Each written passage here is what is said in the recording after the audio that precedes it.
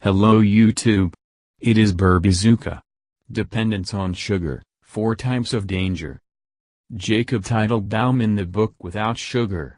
A scientifically grounded and proven program for getting rid of the sweetened diet told why people can be addicted to sugar.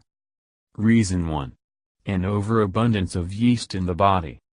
Reason 2. Stress against a background of perfectionism, when a person does not draw to imaginary ideals.